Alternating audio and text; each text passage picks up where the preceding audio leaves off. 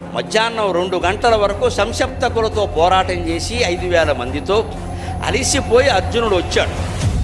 మధ్యందిన మార్తాండులాగా కర్ణుడు వెలుగొందుతున్నాడు, ఈవేళ చంపకపోతే ఇంకెప్పుడు చంపలేం అనే మాట వచ్చింది. వెంటనే కృష్ణ రథాన్ని నేరుగా కర్ణుడి దగ్గరికి పోని, ఈవేళ కర్ణుడో నేనో తేలిపోవాలి. ఈయన రథాన్ని అటు ధ్వానించాడు, సారథి కర్తవ్యం కదా. అప్పుడు కర్ణుడు ఘటోత్కచుడిని చంపిన ఉత్సాహంలో బ్రహ్మాండమైన తేజస్సుతో ఆయన తండ్రి సూర్యనారాయణుని తేజస్సుతో వెలుగొందిపోదు. రశ్మిమంతం సముద్యంతం భాస్కరం పూజేశ్వ వివస్వంతం భాస్కరం భువనేశ్వరం అని ఆదిత్య హృదయంలో చెప్పినట్టుగా ఆయన వెలుగొందిపోతున్నాడు అక్కడ. ఆ కర్ణుడిని చూసేసరికి అర్జునుడు కూడా భయం వేసింది. జీవితంలో భయాలు ఎలా ఉంటాయి? అర్జునుడు అనగానే భయం లేదు, ఆయన భయపడ్డాడు. భారతంలో స్పష్టంగా ఉంది. ఒక్కసారి ఇలా చూసి మాధవ మన రథమును వెనుక కుమరల నిమ్ము అన్నాడు.